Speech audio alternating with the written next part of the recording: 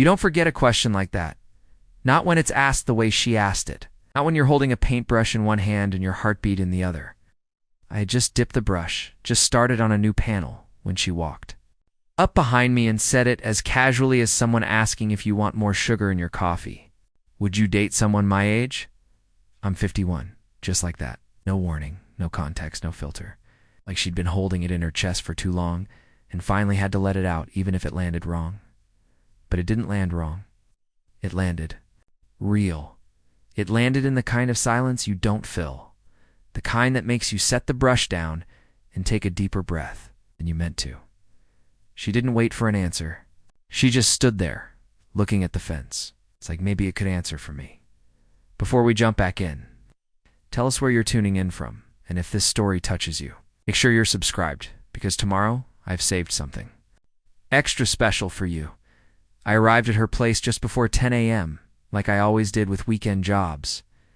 The house was tucked at the far end of a quiet street, the kind of neighborhood where everyone knew everyone, and nothing dramatic ever happened, unless someone forgot to bring in their trash cans.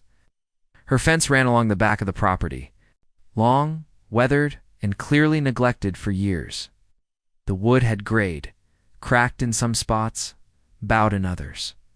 Not unsalvageable, but definitely tired. It looked like it had been through a long winter without being asked if it was okay. She opened the door before I could knock, like she'd been watching from the window. Not in a weird way. More like someone who was used to watching people leave and wanted to make sure this one actually showed up. She was wearing a light sweatshirt, her sleeves rolled, hair pulled into a no-nonsense knot at the back of her head. She didn't wear the kind of smile people use to impress strangers. Hers was smaller, worn in, honest. You're early. She said, that's rare. I didn't respond with anything clever. I just nodded, smiled back, and walked with her to the fence. She explained the job, light sanding, then 2 coats of stain. Doesn't need to be perfect, she said, just not forgotten. That line stayed with me, because I'd seen a lot of fences like this, weathered, still standing, but barely. And more often than not, they were owned by people who felt the same way. I started with the prep work. She brought me water, no small talk, just gestures. She hovered nearby for a few minutes, then disappeared back inside. I liked that. No pressure, just presence. There's a rhythm to this kind of work. You sand, you brush, you stain, you breathe. You fall into it, lose time in it. That's why I love it. It gives your mind something to do while your heart figures. Things out in the background. She came back out around noon. No announcement. Just reappeared, leaned against the edge of the deck with her arms crossed, watching me work. I could feel it, her attention. Not critical, not admiring, just curious. Like she wasn't watching the fence so much as watching how someone else moved through the world. And then she spoke. Do you think it's too late for something to look new again? She asked, not looking at me. At first I thought she meant the wood, but the way she said it, soft, almost distant, told me otherwise. She wasn't talking about the fence. I didn't answer right away, not because I didn't have thoughts, but because she didn't seem to be asking for advice. She was asking to be heard. That's when she walked closer. Close enough that I could see the faint lines at the corners of her eyes, the slight hesitation in her step, the kind of weight people carry in their shoulders when they've had to hold themselves up for too long. She stood next to me, looked at the brush in my hand, then said it. Would you date someone my age? I'm 51. She didn't say it with nerves or flirtation. She said it like someone testing the temperature of the world, seeing if it might still be kind. And even though she didn't wait for an answer, I stood there, brush still dripping, thinking about how we never really ask what we want to know. Not directly. What she wanted wasn't a yes or a no. What she wanted was to feel like the door hadn't closed. The possibility still existed. She hadn't been passed over by time or love or life itself. I went back to painting after that, slowly, quietly, and she sat on the porch watching, not speaking, just present. And the truth is, so was I, more than I'd been in months. I didn't know then that that moment would change everything. That a simple question from a woman with paint on her fingers and quiet eyes would crack open something in me I didn't know I had closed off, but it did, And the fence, it started looking better. Not perfect. Not new, but no longer forgotten. I worked slower after that, not because I was stalling or distracted, but because the question she'd asked shifted the air around me. It's a strange thing, how a single sentence can recalibrate your presence, not just with the person who asked it, but with yourself. I wasn't just brushing stain across weathered wood anymore. I was paying attention to the way the fence soaked in each stroke, to the small rustle of leaves in the nearby hedges, to the way her shadow lingered on the porch even after she went back inside. Everything felt heavier, not in a burdensome way, but in a way that made it clear this wasn't just another Saturday gig. Something had opened, and whether I was ready or not, it was asking to be noticed. The sun had reached its highest point by then, casting shorter, sharper shadows. I was halfway down the fence line, the boards beginning to shift color in that satisfying way stain always brings. One moment they look tired, dry, worn out, and the next they've come alive again, like someone remembered they mattered. It reminded me of people, honestly. How some folks walk around untouched for years, and then one kind gesture, one warm conversation, one real connection can make them feel like they've got something to offer again. She came back out just as I finished the midpoint, carrying a tray with 2 glasses of lemonade. She didn't say much, just set it down on the little metal table by the porch and sat in the shade. I kept working, but I felt her eyes on me. They weren't studying or judging. They were just present. She watched like someone who had learned how to be still because life had forced her to wait for too many things. People who've been abandoned or overlooked have a different kind of patience, one that holds space for moments, even when they don't know what they're holding it for. After a while, I stopped to take a sip.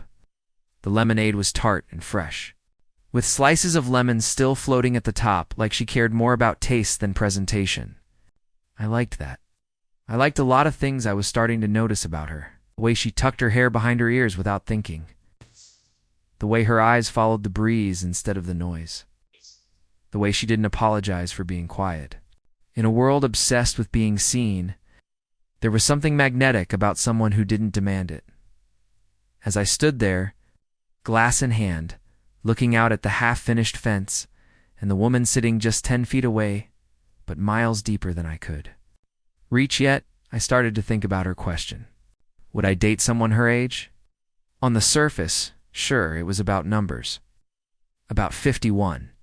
But underneath that, it was about permission. About whether she was still allowed to hope, to flirt, to open a new door without feeling foolish. People forget. That age isn't just about years lived. It's about weight carried. It's about the layers of identity that form and fall away and reform again. I wasn't being asked if I liked older women. I was being asked if I could see her, really see her in this season of her life, without wanting to rewind or fast forward through it. I didn't say anything, though. Not yet, because it didn't feel like time for words. Sometimes presence is the only answer that matters. Gosh. So I finished my drink, set it down, and went back to the brush. The hours passed. Like that. Quiet, steady, woven with glances and unsaid things. She read a book at one point, or pretended to.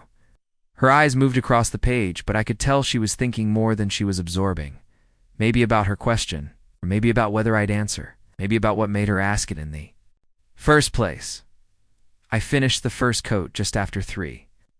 The light had shifted again, casting long fingers of shadow across the yard. I stepped back to take in the work. The fence looked better already. Not perfect, but remembered. That's what stain does. It reminds the wood it's worth preserving. Standing there looking at that transformation, I felt a small echo inside me.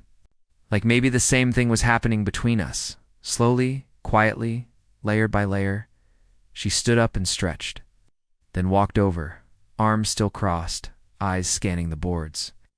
"Looks better than I imagined," she said softly, almost like, "It's starting over." I nodded, wiping my hands on a rag. Still needs time to settle. But yeah, it's getting there. We both knew we weren't just talking about the fence anymore. She looked at me then, really looked. like she was letting herself wonder for the first time in a long time what it might feel like to be wanted, not in spite of her age, but because of everything it had taught her. And I look back, not with answers, but with something quieter, something that said, I'm not in a rush, but I'm not walking away either. She didn't push the moment. Neither did I. Instead, she went back to the porch, picked up her lemonade, and disappeared into the house. The screen door didn't slam. It whispered close, like even it knew something delicate was forming. I cleaned up my supplies slowly, giving the stain time to breathe, giving her space to think, giving myself permission to admit that maybe this wasn't just a job anymore. Maybe it hadn't been from the start. By the time I loaded the last brush into the back of my truck, the sun had dropped low behind the trees. I took one last look at the fence, the boards still glistening from the treatment, and felt a strange sense of pride, not just for the work, but for what it meant. Renewal, recognition, a kind of second chance. She came back out as I was closing the tailgate. No makeup, no performance. Just a woman standing in her yard holding two small plates with slices of pound cake and forks tucked neatly beside them. I made something, she said. You can eat it here or take it with you. No pressure. I walked back up the path, accepted the plate, and sat beside her on the steps. We ate in silence. Birds chirped. A car drove by slowly. The world didn't feel any different than it had that morning, but I knew I was leaving changed. And her question, it hadn't been answered. Not yet, but maybe it didn't need to be, not with words. Maybe it had already started being answered with every brushstroke I left behind on her fence the next day. I couldn't stop thinking about her, and not in some obsessive way, not with butterflies or infatuation. It was quieter than that. A calm pull, like the gravity of someone you haven't figured out but already trust. It was in the way she moved without rush, in the honesty of her eyes, in the question she left me, holding like a thread that connected us now, whether we tugged on it or not. Would you date someone my age? It wasn't even about me anymore. That question had cracked something in her. It may be in me too. I had a few jobs that day, small ones. A deck touch-up, a door refinish, one interior wall to patch. But each time I reached for a brush, I saw her face. Each time I set a drop cloth down. I remembered how gently she'd placed that plate of pound cake beside me like it meant more than dessert. I didn't want to admit it yet, but something in my pace had shifted. I wasn't rushing. I wasn't zoning out. I was present, hyper-aware, really like my whole body had tuned itself to a new frequency. I didn't text her. I didn't want to crowd the space she'd opened. Sometimes after vulnerability, people shrink back into themselves. You don't chase that. You let it stretch. Let it breathe. And anyway, I wasn't even sure if she wanted an answer. Maybe she just needed to know someone heard the question without laughing, flinching, or offering a polite, "You look great for your age," like it was a compliment and not a dismissal. But that afternoon, just after 4, my phone buzzed. It was her. All it said was, "The second coat is going to need 2 people. You free tomorrow?" It didn't need punctuation. The sentence landed exactly as she meant it. Matter of fact, but with a trace of something warmer tucked between the words. She wasn't asking for help. She was inviting me back into the space we'd started building. One brush stroke at a time, I replied simply, "I'll bring the supplies." The next morning I showed up at the same time. She met me at the door with that same quiet presence, but this time her hair was down. It's not styled, just loose. A small, simple thing that told me she'd chosen not to pull it back. That she hadn't needed a barrier today. She was wearing the same worn-in denim shirt from before. Sleeves rolled again, paint stains multiplying like memory. We didn't talk much at first. We set up quickly. She carried the bucket. I unfolded the tarp. We moved as if we'd done this 100 times. Familiarity does that. You fall into motion without needing explanation. And maybe that's what was happening between us now. A rhythm. It's unspoken, but unmistakable. The kind that only forms when 2 people stop pretending. Time is something they need to manage. The second coat went on smoother. The wood softened from the first pass, accepted the stain more easily this time, as if it had stopped resisting, as if it had finally realized it was safe to be tended to. I noticed how she painted slow, deliberate, with the kind of care you only give to something you believe can still be beautiful. She worked like someone who'd spent years giving and never being noticed for it. Like someone who wasn't just fixing a fence, but reclaiming part of herself in the process. There were long stretches of silence between us, but they weren't empty. They were full of small awarenesses, the rhythm of our brushes, the way we matched each other's pace without meaning to, the occasional overlap of arms as we shifted positions along the fence line. On one point, our hands brushed near the handle of the bucket. Just a second, just skin. Something passed through. It, not electricity, weight, presence. A subtle acknowledgement that we were no longer just coexisting. We were noticing. Around noon, I offered to grab lunch from a spot down the street. She didn't argue, just nodded and handed me cash I didn't need. I left it on the porch without saying anything. When I returned, she'd laid out 2 old beach towels in the shade of the fence. Plates already waiting, water poured, napkins pinned down with stones like she knew the wind would come. We sat cross-legged on the towels, eating sandwiches in the soft quiet, occasionally glancing up at the boards that were now rich and dark and almost unrecognizable from 2 days before, you know? She said eventually, not looking at me, I thought I'd hate having someone help with this. I thought it would make me feel incapable. She paused. But it doesn't. It feels like I was allowed to take a break. That word allowed stuck with me. Because for people like her, who have carried more than their share for too long, permission doesn't come easy. Especially not when the world keeps telling them to be self-sufficient, strong, unshaken. But maybe what she was saying without fully saying it was that she hadn't needed help with the fence, she needed company, witness, someone to see the effort, not just the outcome. After lunch, we went back to work. But this time it was different. Closer.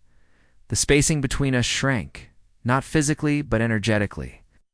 There were pauses now where we'd both stop and stand there, not speaking, just observing the way the stain caught the light or how the grain of the wood had changed. And during one of those pauses, as she reached across me to grab a clean rag, I saw her up close, the softness of her jaw, the faint freckles beneath her eyes. The way time had shaped her face without stealing anything from it. If anything, it had added, she noticed me watching. She didn't blush, she didn't retreat. She just held my gaze for a second longer than before. We didn't kiss. That would have been too soon, too loud. But in that look, something passed between us, a message written in stillness. I see you. You see me. We're both still here. By late afternoon, the work was done. The fence had gone from brittle and gray to a deep, earthy tone that looked like it had been cared for all along. We stood back side by side, arms crossed, surveying the result. Then she said something so simple I almost missed its meaning. I don't think it was ever about the fence. She didn't elaborate. She didn't need to, because I knew what she meant. This wasn't just about restoring wood. It was about giving herself permission to be seen again, to ask hard questions, to sit with someone long enough to let the quiet do the talking. As I packed up the supplies, she disappeared inside again. When I turned around, she was back, this time holding 2 mugs of coffee, not lemonade, not tea, coffee, like we'd moved past politeness into something else. Something warmer. We stood on the porch, sipping slowly, letting the day cool around us. She didn't ask if I'd come back tomorrow. She didn't need to, because some things don't need planning. They just continue. That night after I left her house, I drove with the windows down. Not because it was warm, the breeze had a bite to it, but because I needed the cold to keep me grounded. My hands still smelled faintly of wood stain, and there was a strange ache in my back that had nothing to do with physical labor. It was the kind of ache that only settles in after you've been paying attention for too long. After you've sat too close to something delicate and tried not to touch it. That's what the whole day had felt like being in a room filled with old memories you weren't allowed to disturb. The roads were quiet. That end-of-week stillness had settled over the town. No traffic, no motion. Just dim porch lights flickering on front lawns and shadows stretching longer as the sky dimmed behind the rooftops. I pulled into my apartment complex, parked under the usual light, and sat there with the engine off for a long while. No music. No phone, just stillness. I replayed the way she looked at the fence when we finished. How her eyes softened but didn't smile. Like something inside her had relaxed, but only halfway. I thought about her hands, how she handled the brush, how precise and patient she was. I thought about her question again, about how even now she hadn't asked it a second time. When I stepped into my apartment, it felt smaller than usual, colder. Not in temperature, but in presence. Like I had brought something back with me, a comparison I didn't mean to make. The quiet here was different than the quiet there. Hers had a heartbeat in it. This was just absence. I didn't cook. I didn't even turn on the TV. I sat at the kitchen counter and stared out the window, where nothing moved except the branches of a tree I couldn't name. And for the first time in a long time, I found myself wondering what it would be like to let someone in again, not just into my space, into my rhythm, into the routines I'd spent years crafting out of solitude. It was terrifying. But it wasn't unpleasant. It felt like standing on the shore, watching the tide rise, knowing that if you stepped forward, it wouldn't drown you, it would just change the way you stood. The next morning, I woke up earlier than I had planned. No alarm, just one of those natural wakes where your body tells you something is waiting. I didn't text her. I didn't want to presume. But by noon, I was restless, so I walked. Through neighborhoods I didn't know well, past parks and schools and families loading groceries into their trunks. I tried to shake the feeling, but it followed. That strange pull, that gravity she'd left in me. By early afternoon, my phone buzzed. One message, coffee and conversation, number 2, period. No emoji. Just an offering. I changed shirts, grabbed my keys, and was out the door in under 5 minutes. When I got to her house, she was already on the porch. 2 mugs sat on the steps beside her.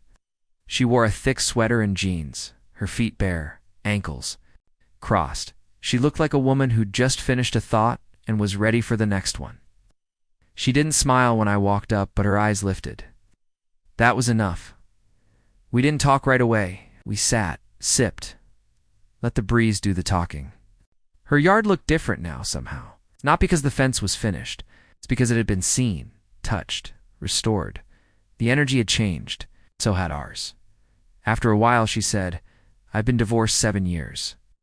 She didn't say it like a confession. She said it like a time stamp. I thought I'd date after a year or two, she continued, eyes on the lawn. But then the years stacked. It stopped feeling like something I deserved. Started feeling like something I had aged out of. I listened, not just with my ears, with my posture, my breath, everything. It's not about being lonely. She added, "I know how to be alone. I've earned my solitude. It's just..." Her voice drifted off like the sentence didn't need finishing. I knew what she meant. Sometimes, love isn't about filling a void. It's about being seen inside of one. She looked over at me then, the weight in her gaze heavier than anything. I'd lifted all week, and I didn't offer her reassurance. I didn't tell her she was still beautiful, still wanted, still worthy. She already knew that. Or at least she was trying to. What she needed wasn't a compliment. She needed company. So I stayed. We sat until the sky changed color, till our mugs were empty, until the quiet stopped being silence and started being language. When I finally stood to go, she didn't ask if I'd be back. She didn't need to. Because some things don't need scheduling. They just continue. That night back at home, I lay in bed, staring at the ceiling. And I knew not in a romantic way, not even in a resolved way. Just knew that I wasn't in the same place I was a few days ago. Something had begun. Not a relationship, not a commitment, something quieter, a presence. And when I closed my eyes, all I could see was the look she gave me when she said, "I've earned my solitude." That was the moment I realized, if this was going anywhere, I wasn't just joining her life. I was stepping into a sacred space. She'd built with her own hands, and I had to earn my place in it. The days that followed didn't bring grand gestures or sudden clarity, just a pattern, soft, repeated, and easy to miss if you weren't paying attention. A rhythm. I'd hear from her every other day or so. Photo of the fence with sunlight hitting it just right. A blurry shot of her morning coffee in the same mug she gave me that day. One-line thought like the breeze feels different today.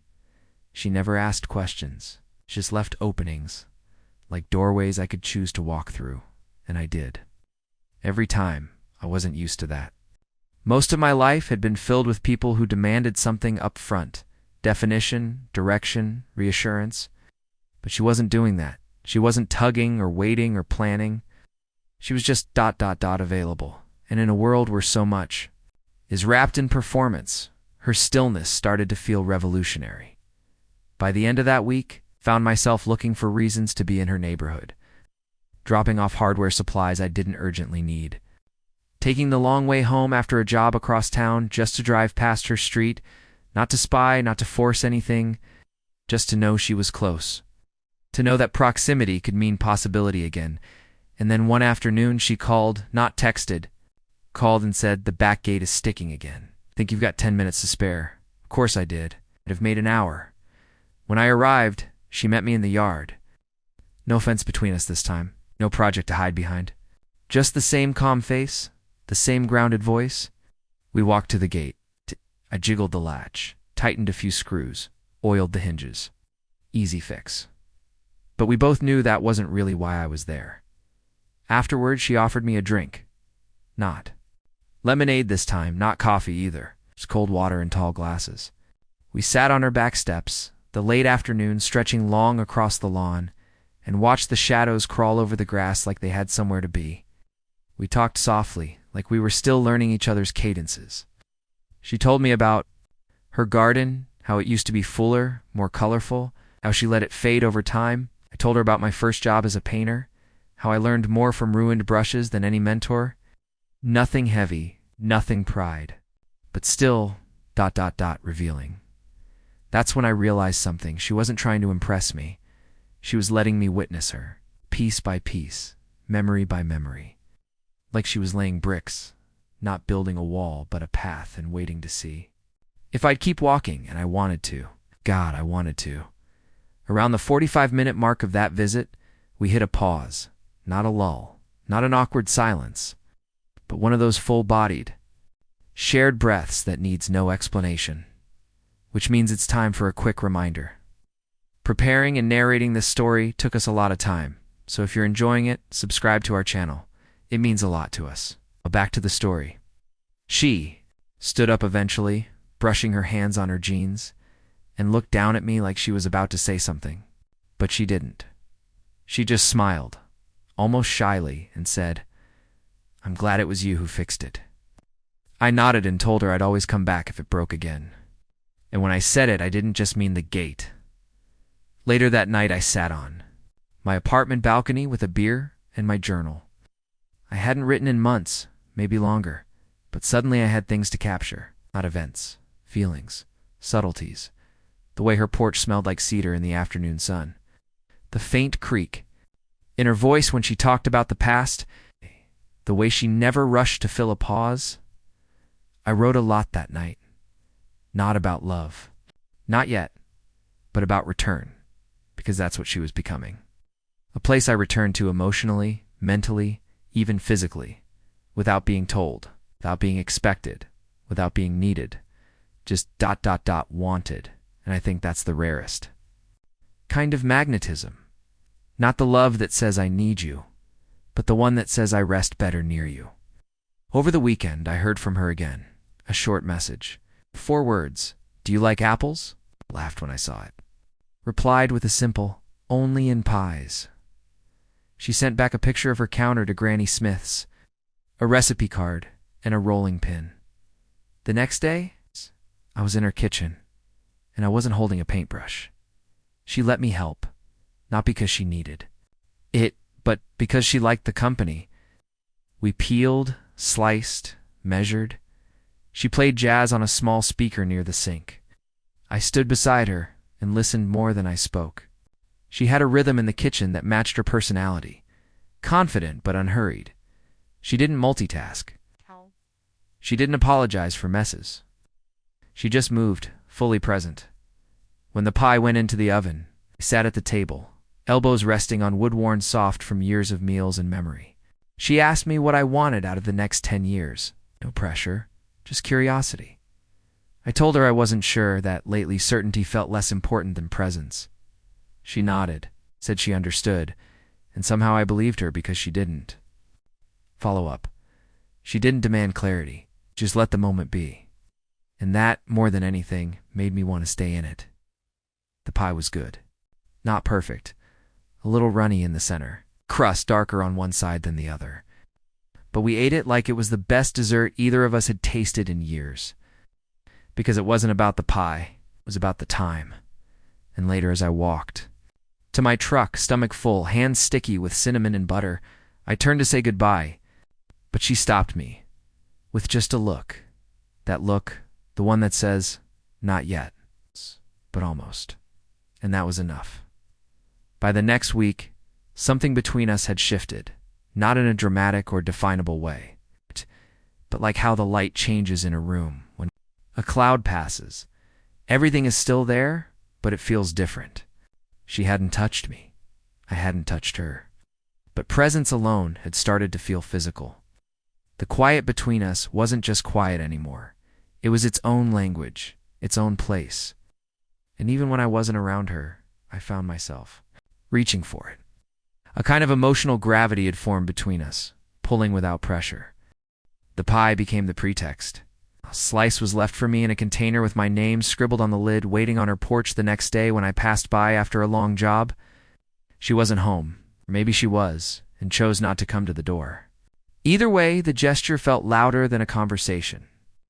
You don't leave pie for someone unless you want them to know they've been thought about even when they're not there. I took the long way home that night. I didn't eat the pie until morning. Some part of me wanted to preserve it, to extend the connection. It sounds ridiculous, I know, clinging to a piece of pie like it's a love letter. But when you've lived a long time with everything tucked in, the smallest offerings start to feel like declarations. A few days later, I was back at her place, not for a job and not for a meal. Just to sit, just to be. She texted, "You around this afternoon? Feels like a porch day." And it did. Late autumn had begun to sneak into the mornings, and the wind carried just enough bite to suggest change without demanding it. I brought coffee. She brought blankets. We sat side by side on her wooden swing, the kind that groaned softly with every motion. It was a quiet day. No kids in the yard next door, no traffic on the street, just the kind of stillness that makes you feel like time took a break to breathe. She was wearing a thick flannel and her glasses, hair loose and tangled like she'd just come in from the wind. I liked that version of her, the unedited one, the one that looked like she belonged to the earth more than to any mirror. We talked about nothing urgent. She told me about a trip she once took to Oregon, how she'd stayed in a cabin and lived off coffee, poetry, and long walks in pine-scented silence. I told her how, when I was 25, I'd driven cross-country with a friend just to see if we could. The van broke down in Nebraska. We never made it past Colorado. But it became the best kind of failure, the kind you remember fondly. She asked me then, not directly, but carefully, if I'd ever thought about settling down. The question hung there between us, casual in tone, but heavy in texture.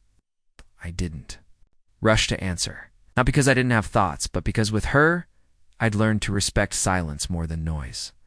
Eventually I said, "I think we sometimes confuse settling down with settling. I'm not interested in either, but I am interested in building, quietly, with the right person." She didn't respond, but she didn't look away either. Later, as the sun dipped lower behind the trees and the sky took on that muted gold only October brings, she turned slightly toward me and said, "I've been alone a long time, but I've never stopped listening." I nodded. I knew exactly what she meant. Loneliness isn't the absence of people, it's the absence of resonance. And sometimes, all it takes is one person who listens without fixing to make silence feel like music again. She leaned her head on my shoulder for the first time then. Just for a second, a fraction of a moment. But it changed everything.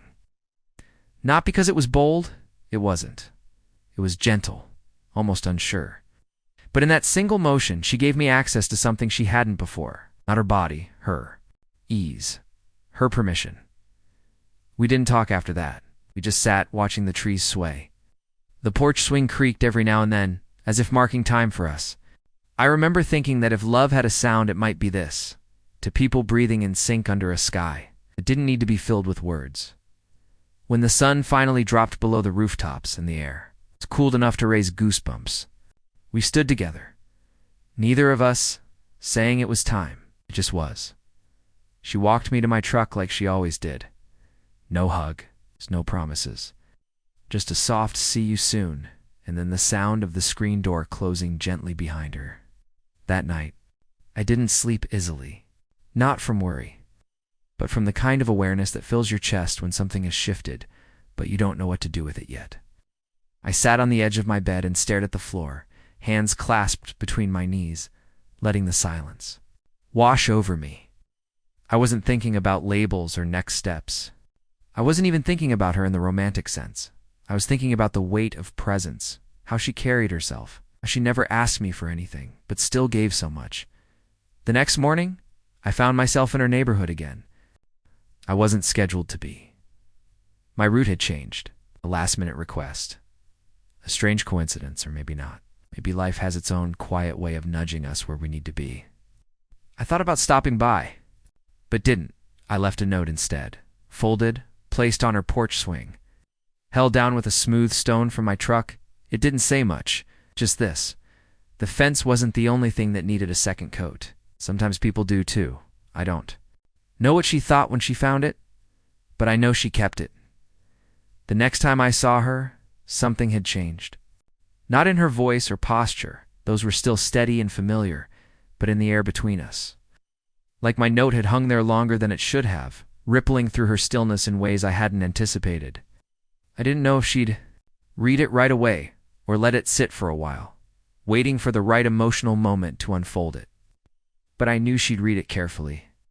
She was that kind of person, intentional. She didn't skim anything, not books, not recipes, not people. When she opened the door that afternoon, there was something softer around her eyes. Not relief, not tension, something like decision, like a quiet yes she hadn't spoken out loud yet. She stepped back to let me in without a word. I followed her through the house to the kitchen, where a kettle was already warming on the stove.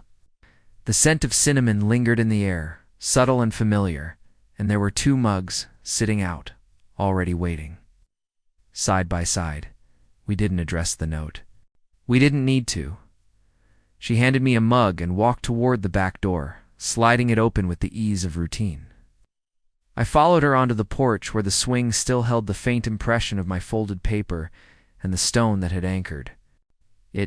She didn't sit this time. She leaned against the rail, holding her tea with both hands. Watching the trees with the kind of attention people usually reserve for things that might disappear, I stood beside her, close enough to share the breeze, but far enough to let her breathe. That's how it was between us now, presence without pressure. I could feel it in the way she moved near me, how she allowed the silence to grow without filling it, how she trusted the space enough not to control it. That kind of emotional trust doesn't come from words. It comes from consistency. From the kind of showing up that doesn't announce itself. We stood there for a long time. Eventually, she asked if I wanted to help her move some boxes from the guest room, an offhand request, but I heard the weight underneath. The last time I'd seen that room, it was cluttered with storage bins and unused furniture, a half-forgotten space filled with items she hadn't let go of yet. When we walked inside, she paused at the doorway like someone preparing to enter not a room, but a chapter. "I've been meaning to clear this out," she said, "for a while." I didn't ask what a while meant. I just nodded and stepped. In letting the air settle between us before moving a stack of boxes off the desk near the window, they weren't heavy, just old. Full of papers, worn photo albums, the kind of things that become invisible after too many years of avoiding them. She pulled open the top bin and sighed softly. More memory than breath. I kept working in rhythm. Beside her, opening drawers, sorting piles, not asking questions. She knew what she was ready to share and what she wasn't. My job wasn't to push. It was to stay. As we cleared shelf after shelf, she began talking. Not with intensity, but with that quiet honesty she carried so naturally. She told me about a writing class she took once, how she used to journal every day, how she had dreamed of finishing a book, but never got past chapter 5. There was no regret in her voice, just truth, the kind that feels smooth from years of being handled. When we finished, the room looked lighter, not perfect, not staged, just usable again. She stood in the center and spun once slowly, arms folded, eyes scanning everything. Then she looked at me and said, "I don't think I wanted the space clear until someone else had stood in it with me." I didn't know what to say, so I said nothing, just stood next to her, letting the gravity of the moment settle into the floorboards. We ordered takeout that night, Chinese, and ate it cross-legged on the living room floor, because she didn't want to disturb the table she'd just cleaned. She used chopsticks like someone who'd learned the right way. I fumbled like someone who always claimed he knew but never really did. She laughed when I dropped a dumpling, and I could have sworn it was the first time I'd seen her laugh. From the chest instead of the throat. Later, we played a record. Not Spotify, not a playlist, a real record. Crackling and warm and slightly off-tempo. She moved slowly through the kitchen, collecting wrappers, rinsing dishes, her hips swaying, unconsciously to the music. And I watched. Not like a man admiring a woman, but like a person witnessing the moment someone lets themselves belong in their own skin again, at one point.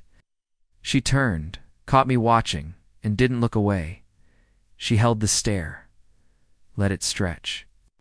And in that space, something unspoken passed between us. Not invitation, not flirtation, just permission. The kind that says, if this is where you want to be, then stay as long as you mean it. I left late that night, long after the record stopped spinning. She walked me to the door, hand resting on the frame, like she was bracing herself for the absence. I stepped onto the porch, turned to thank her, and instead said, "I liked seeing that room today." She smiled, the kind of smile that doesn't reach the mouth, but starts in the eyes. "You were supposed to," she said. That answer echoed all the way home, and into the next day, and the day after that, played like a slow song under everything. I did. The background hum of something real. From then on, we saw each other regularly. No calendar, no pattern. Just when it made sense, and it always made sense. Sometimes we talked for hours. Sometimes we sat through entire visits barely speaking. She'd read, I'd sketch, she'd cook, I'd fix something small she hadn't asked me to. It was never dramatic, never heavy, but everything about it mattered. We weren't dating, not officially, not publicly, not even privately, really. There was no kiss, no line crossed, but somehow it already felt like a relationship, the kind that doesn't begin in declarations. It begins in the way you reach for the same coffee mug twice and don't realize it was hers the first time, in the way she leaves the porch light on when she knows you're driving over, in the way the air changes when you walk into the room and she doesn't need to say a word for you to feel like you're home. And I was. Maybe not permanently, maybe not entirely, but I was already standing in the doorway and I hadn't wanted to leave in days. There's a moment in every connection where the ground starts to feel less like a floor and more like soil, where something quietly and invisibly begins to root. I didn't notice it right away, but the days had stopped being measured in hours for me. They were being measured in her, in how long it had been since I heard from her. Text, in the tone of her texts, in the way my body felt when I pulled into her driveway and saw the porch light already on. God, that's always the first sign you're no longer circling the idea of someone, you've started orbiting them. That week, she asked me to join her for an errand. Nothing special. Just a run to the garden center, she said. The kind of thing she normally did alone, but this time, it'll be nice to have extra hands, was how she put it. But I heard the real invitation underneath. She wanted me there. Not because it would be easier, but because it would be shared, and that mattered. The drive was quiet, leaves shifting to orange outside the window. Radio low, her hands on the wheel, calm and deliberate. We talked, but not much. The kind of car conversation that lives in between glances and small thoughts. She told me she wanted to replant a few things before the frost hit. Said it felt like something she needed to do for herself to end the year with growth, not loss. I nodded, letting that sink in. It was a sentence wrapped in metaphor, but it didn't feel poetic. It felt like strategy. It's like someone who knew healing doesn't come all at once, but in rituals. At the garden center she wandered with quiet confidence, moving between potted herbs and seasonal blooms like someone who'd memorized the soil. I didn't know much about plants, but I didn't need to. I just followed her lead, listened to the way she spoke to the staff, asked about root systems, watched how she chose the ones that looked tired but still had life in them. That was her all over, giving things a second chance, even when they didn't ask for it. We loaded the car slowly. She insisted on handling the lavender herself, said it needed a softer grip. Why watch the way she carried it, like a memory she hadn't unpacked yet? I realized then that I was falling in love with the way she noticed the world, with the precision, the care, the refusal to rush. Nothing in her life was disposable. Everything was accounted for. On the way back, she offered to make soup. Nothing fancy, she said, just warmth. And I couldn't have described her better if I tried. Back at her house, I carried the heavier pots while she cleared space on the porch. She wasn't directing, just inviting. We moved as if we'd done this before, as if our bodies already knew the steps. The afternoon light cast shadows across the porch rails, long and golden, and she stopped once to brush her hand over the wood we'd painted weeks before. No words, just contact. That moment, that silent acknowledgement of shared work, shared space, said more than hours of conversation ever could. Inside, the house smelled like thyme and something slightly sweet I couldn't place. She moved with that same quiet rhythm, chopping, stirring, pausing every so often to sip something from her favorite mug. I stayed nearby, not helping, just present. Letting the moment hold me in the same way she seemed to be holding herself, gently but with full attention. We ate by the window. 2 bowls, 2 spoons, 2 hands resting near each other on the table but not touching. She asked if I liked it. I said I didn't want it to end. Ain't that was the first time the air between us thickened. Just for a second. A beat of stillness that held something bigger than either of us wanted to admit. After dinner, she rinsed the dishes. I dried, and the closeness, the quiet closeness, was almost too much. Not in a bad way. In the way that makes you aware of every inch of skin, every breath, every inch of air charged with possibility. There was no flirtation, no seduction. Just energy, stable, heavy, undeniable. She asked if I could stay for tea. I said yes. We sat in the living room. 2 mugs. 1 blanket draped across both our knees, but not discussed. Outside, the sky had turned that deep navy blue that only happens right before stars show up. She rested her head back on the couch, eyes half closed, and I watched the way her chest rose and fell in time with the rhythm of the jazz playing low in the background. And suddenly, I felt this rush of knowing, not certainty, not ego. Just knowing I had crossed some line I hadn't even seen before, so that I wasn't going back to how things were before I met her. Not because of anything she said, but because of how she made me feel without saying a word. I looked at her and realized I didn't want to be anywhere else. Not that night, not the next day, maybe not for a long, long time. But I didn't say that, because the moment didn't need language, it just needed presence. When I finally stood to leave, she walked me to the door, her hand brushing mine as she reached for the handle. Ah, tiny. Contact sent a jolt through me, not of lust, but of recognition, a kind of soul memory. Like we'd done this before in some other life and had finally found each other again. She didn't ask me to stay, but she didn't close the door, till long after I'd walked down the steps. And that night, lying in bed, staring at my ceiling in the dark, I didn't wonder if she was thinking about me. I knew she was, because when something real starts to grow, it doesn't ask for permission. It just keeps showing up, in the quiet, in the routine, in the way your body knows when someone finally sees you, not for your potential, not for your usefulness, but for your presence. And for the first time in years, I wasn't lonely in my solitude, because I'd left part of it behind. On a porch, under fading light next to a woman who hadn't asked me to save her, just to stay, in the days that followed, we found a rhythm that didn't need defining. It was never discussed, never declared, but somehow always understood. I'd show up with no warning. She'd answer the door without surprise. Sometimes I'd bring groceries. Sometimes I'd bring nothing at all. Didn't matter. What mattered was that I kept showing up, and she kept leaving the door unlocked like she was expecting me before I even made the decision to go. We weren't together in any official sense, not in the way people use that word, but we weren't apart either. It was something softer, a presence in each other's lives that had become so consistent it no longer needed permission. It just was. And still, there was that undercurrent, that subtle pull, like something in the atmosphere around us had been trying to shift from orbit into gravity. We hadn't touched, not in the way people expect. No kisses, no hands held for longer than a second. But the tension in the air was thick. Not sexual, relational, as if everything in the room knew what was happening before we were ready to admit it. That week, I stopped by unannounced with a small potted plant. Nothing fancy. Just a white ceramic pot with a low-maintenance succulent. Inside, I don't know what possessed me to buy it. Maybe it was the way her windowsill looked bare last time I sat at her table.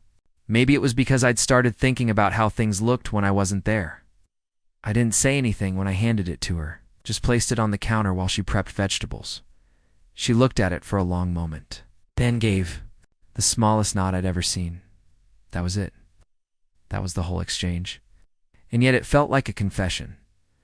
We had dinner that night like we'd had so many before, simple, homemade. She didn't dress up. I didn't either. We didn't talk about our day. We didn't need to. Conversation had started ours earlier through our gestures, and now we were just moving to the rhythm of it. She cleared the dishes. I leaned back in my chair and watched the way she moved, the certainty of her, the balance. And for the first time since this whole thing began, I felt something rise in me. Not pressure, not need, just an ache, longing to reach out, to close the space that we kept carefully preserved between us, not out of urgency, but out of truth. But I didn't move, because I still didn't know where the line was, or if it even existed the next morning. She texted me early. It wasn't her style to reach out first, but this time she did. Said she needed help with something in the garage. Nothing major, just a few shelves that needed adjusting. I showed up within the hour. She was already out there, hair tied back, sleeves rolled, tools in a small bucket beside her. She didn't greet me like a guest. She handed me a wrench. And we got to work. Something about the physicality of the task loosened us. We moved easily around each other, passing tools, measuring, anchoring brackets to the wall. And somewhere between adjusting the second and third shelf, she made a comment about how her ex always did projects too fast. I didn't respond. Kept drilling. But she continued, not bitterly, not dramatically, just honestly. Said how speed often made her feel invisible. Things were being done to her world, not with her in it. I paused, looked at her, and placed the drill down slowly. I didn't say I understood. I didn't say I'd do it differently. I just looked at her, stayed there. Sometimes stillness is the only apology you can offer for what someone else has been through. When the shelves were done, she offered lunch. I stayed. We sat on the floor of her living room with sandwiches on napkins and water in mismatched glasses. She talked about her garden plans. I listened. And that's when the shift happened. She mentioned wanting to build a raised bed next. Spring? Nothing big, just enough for herbs and tomatoes. I asked where she'd put it. She pointed toward the corner of the yard near the fence. And then, with almost no space between thoughts, she said, "You'd be good at that, not you should help me. Not I hope you'll be around." Just a quiet placement of me inside a future that didn't require asking. I sat with that sentence the rest of the afternoon. It echoed in my head as I helped her rinse dishes, as we swept the floor, as she walked me out to the driveway. It lived under every other thought. She hadn't said it like a hope. She said it like a fact. And that's when I realized something we had already started building a life. It hadn't been labeled. It hadn't been formalized. But piece by piece, moment by moment, we had begun constructing something that resembled partnership. Not because we called it that, but because we kept choosing to participate, and yet the moment of reckoning had to come. That night, I lay awake, wondering where this was going. Not because I was impatient, but because something in me needed to name what we were doing, if only to understand how to protect it. So the next day, I asked her if she wanted to go for a drive. She said yes without asking where. We drove north. Just an hour? No destination. Windows down.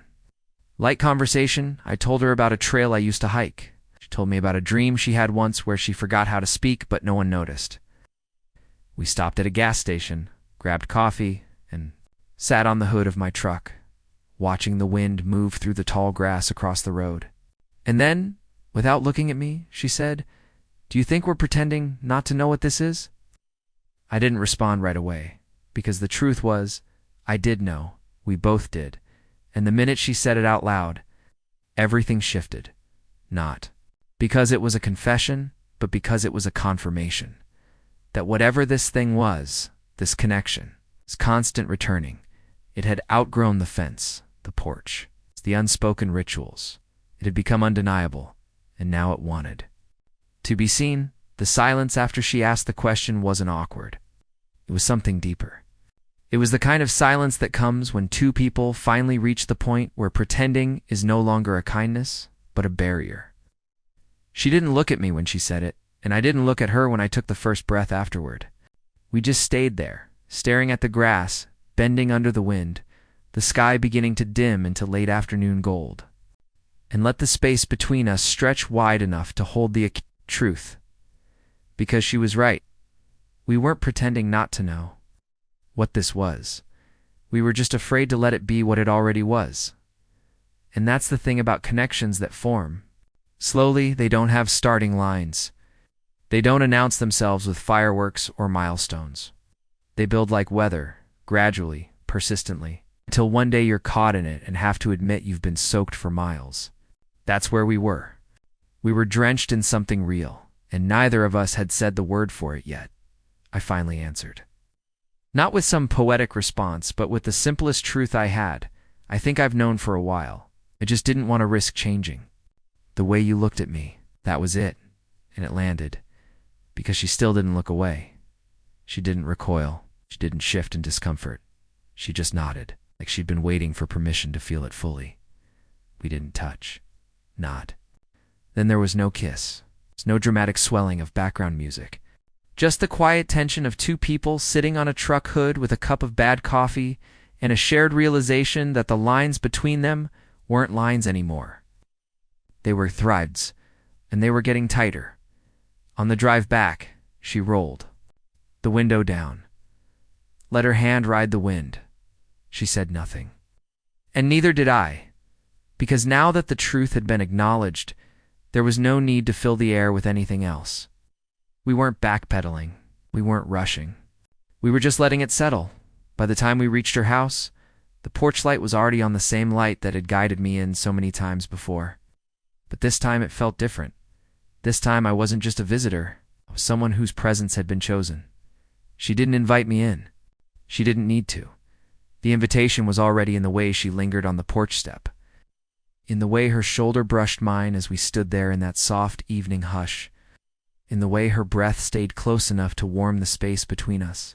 Still, I left, because timing isn't just about desire, it's about respect. And she deserved the kind of beginning that felt chosen, not chased. That night, I didn't sleep, not in the restless, overthinking way, in the electric way. The kind of insomnia that comes when your body knows something new is coming, and it doesn't want to miss the arrival. I lay in bed, staring at the ceiling, not replaying the day, but holding it like a photograph I didn't want to wear out. The sound of her voice, the weight of her question, the light in her eyes when she didn't deny what we both now knew. The next morning, I didn't wait for a message. Just got in my truck and drove. Not to her house. Not yet. I drove past the lake we'd mentioned once. Parked, walked the trail. Let the wind scrape against my thoughts until the restlessness smoothed out into something quiet and certain. And then I turned around and drove to her. She met me at the door with wet hair and no makeup, wearing an old sweater that looked like it had been loved more than anything else in the house. She didn't look surprised. She looked ready. I stepped inside. We didn't speak for a while, just existed in the same room, moving around each other like gravity had shifted and brought us closer, whether we wanted it to or not. She poured coffee. I leaned against the counter. She turned on a lamp. I adjusted the blanket on the couch. All of it quiet. All of it saying something much louder than words. Finally, she sat on the edge of the couch, hands in her lap, staring at the coffee table like it might answer something for her. "I'm afraid," she said, "no embellishment, no build-up." So was I not of her? Not of the feelings? But of what it meant to begin something new when life had already given us so many false starts. Fear doesn't mean something is wrong. Sometimes it just means something is real. I sat beside her. Not too close, but not far either. And for the first time, we let the silence hold us, instead of the other way around. Eventually, I said, "If this becomes something, I want it to become slowly, on purpose, without pretending." A long, measured release of something she'd been carrying far too long that day. We didn't label it. We didn't call it love, or dating, or a new beginning. We just stayed in it for hours. No TV, no music, just tea, shared space. And an understanding that we were no longer circling anything. We had stepped inside it, and nothing about that felt accidental as the sun began to set. She walked me out. No fanfare, no hesitation, just that look again. The one that said this wasn't a temporary thing we were building, and I drove home with both hands on the wheel. Heart heavier in the best way, not from burden, but from belonging. We hadn't crossed a line that day. We had erased it. The strange thing about clarity is that it doesn't always bring ease. Sometimes when the truth is finally spoken, what follows isn't relief, it's exposure. Once you've acknowledged the current beneath the surface, every step forward feels more deliberate. There's no more pretending to not feel it. Right? More plain dumb. No more dancing around what the body already knows. That's where we were now. It's not undefined, not together, but undeniably aware of the thread between us. Tighter. It's more visible and impossible to ignore. The next few days were cautious, but not out of fear. It was more like reverence. Like neither of us wanted to handle the thing we'd found too quickly in case we bruised it before it had time to root. We texted but less. Saw each other, but in shorter intervals. And in those pauses, I found myself thinking about her in ways that had nothing to do with romance. I thought about how she sliced apples with that small paring knife she favored. I thought about how her porch light never flickered, how she must have replaced the bulb before it could die. I thought about the notepad she kept by the sink, always filled with thoughts that never made it into conversation.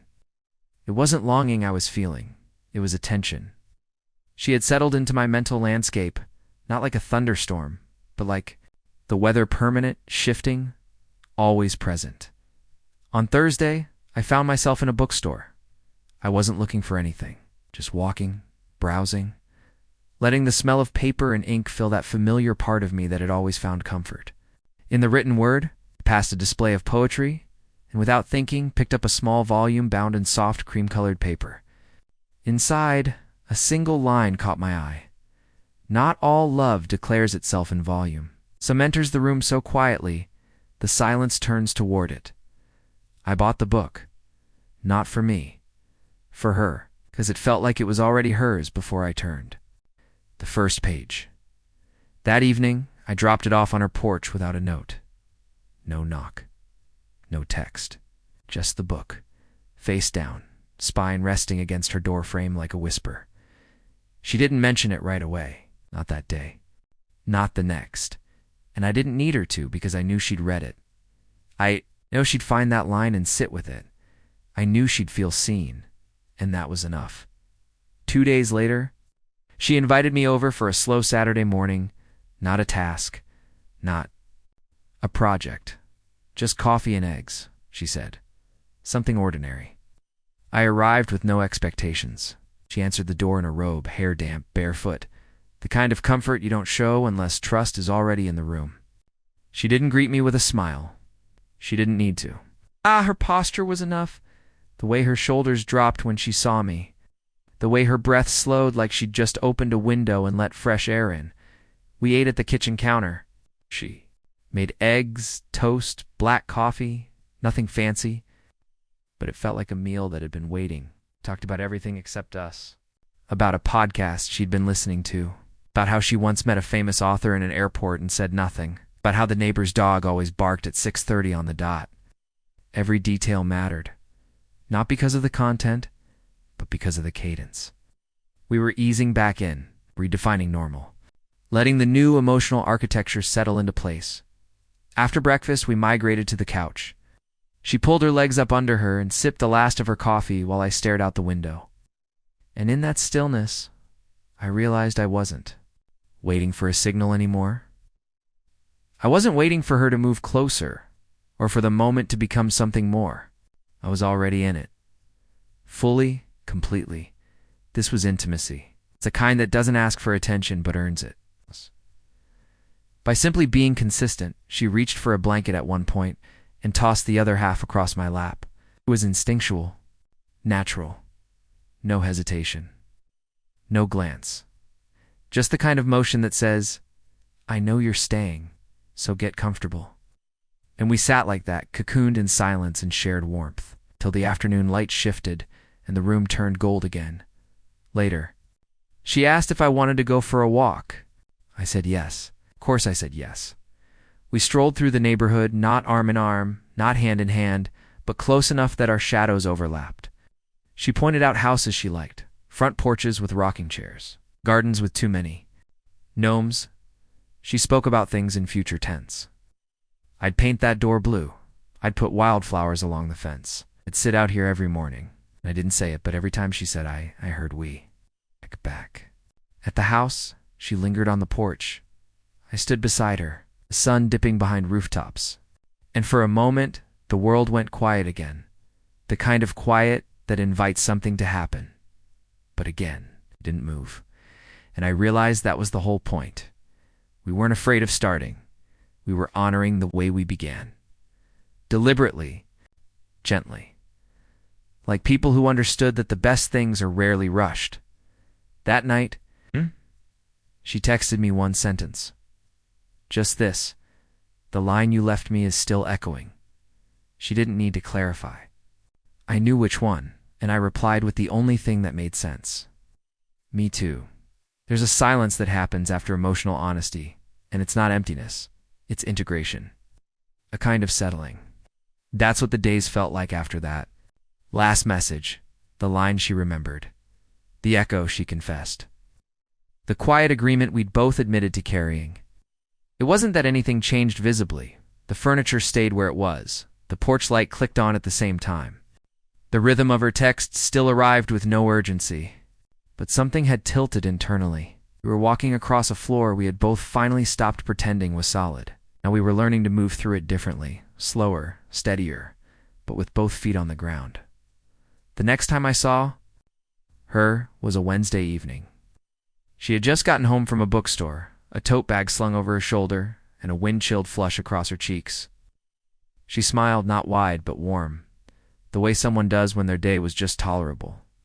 Until you walked in, there was no fanfare. She handed me the bag without a word and walked past me toward the kitchen. Inside were 3 books, one on gardening, one on pie crusts, and one collection of short stories that had a bookmark already tucked halfway through. I didn't need to ask. She was handing me pieces of her without preface now. That was the shift. She wasn't preparing me for her anymore. She was just offering. Dinner was simple again. Pasta, bread, salad, nothing dramatic. We didn't talk much, but the stillness had started to take on a new quality. It wasn't careful anymore. It was connective, the kind of quiet that only exists between people who've decided not to fill every space with commentary, the kind that trusts itself. After dinner, she walked into the guest room, the one we'd cleaned weeks ago, and came back with a box. It was small, worn, the cardboard soft from age. She placed it between us on the couch and sat without explaining. I waited. I didn't ask. I just mirrored her posture, back straight, legs relaxed, eyes forward, and gave the moment its own time. Eventually, she opened the lid. Inside were photos, dozens of them, some faded, some glossy, some with curled edges and creases through the middle. She picked one up, held it for a second, then handed it to me.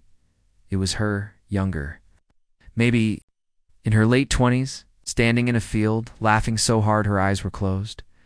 The kind of laugh that looks like freedom. I looked at it, then looked at her, and she nodded like, yeah, that was me. We didn't flip through all of them.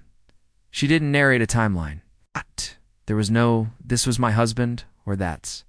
When we traveled too, it wasn't a history lesson. It was a trust offering.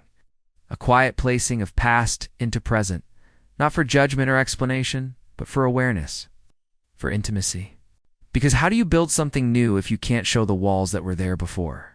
At one point, she took out a postcard. Had no writing on the back, just a black and white image of a bench overlooking water. She stared at it for a while, then passed it to me. When I looked at her after, she didn't speak. She just placed her hand lightly on the side of my arm, not to hold, not to pull, but to anchor. It was the first time she touched me without the context of movement. The first time contact wasn't circumstantial, and it undid me quietly and completely.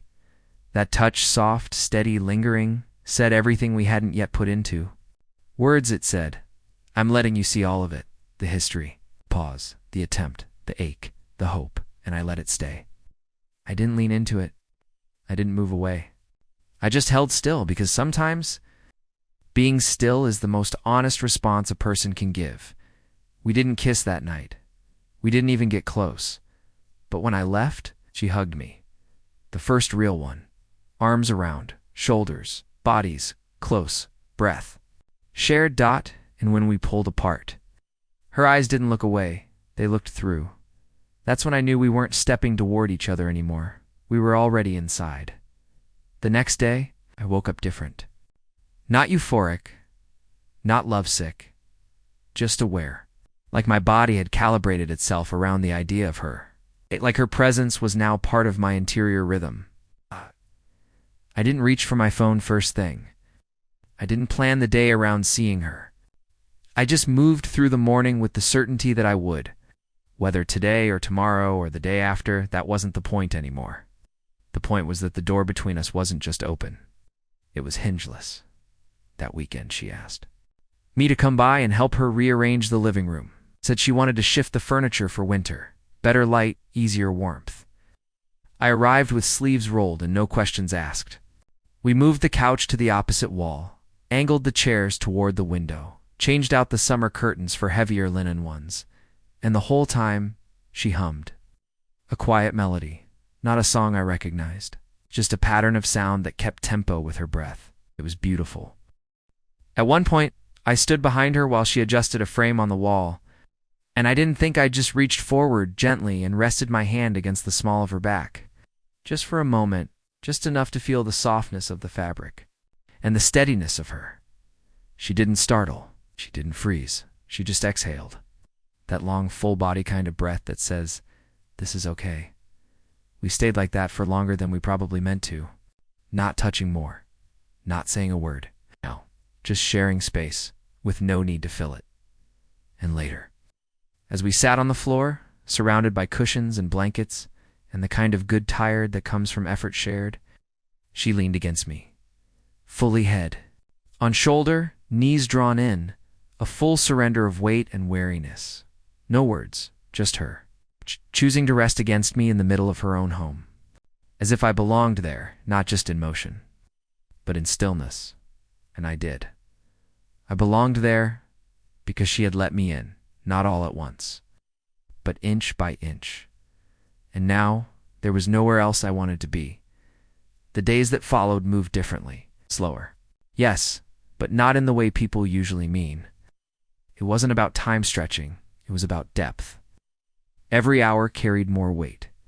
Every moment seemed to unfold with intention. We weren't trying to figure each other out anymore. We were witnessing what was already there, one gesture at a time. She didn't text as often, neither did I. But when we did, it didn't feel like checking in. It felt like touching base with a part of ourselves that now lived outside our own. Bodies, she sent me a photo of the garden one morning, covered, quiet.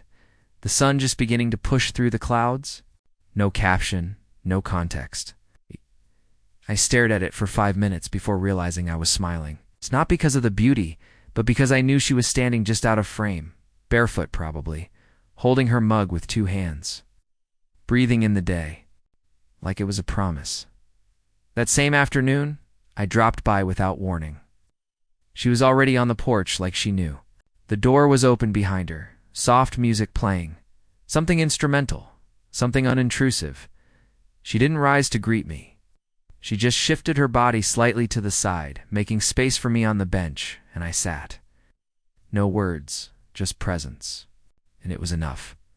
For almost half an hour, we didn't speak. We just existed there, in the shared hush that comes when 2 people no longer need the performance of closeness.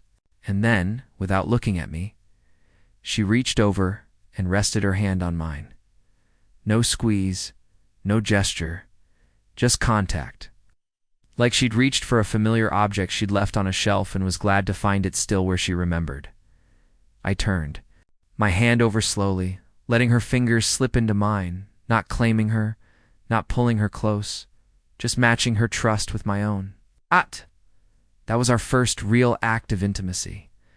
Not physicality, intentionality. It was choosing each other quietly. In a world that never stopped shouting, she didn't move for minutes. Neither did I, and in that stretch of stillness, I felt my entire body soften.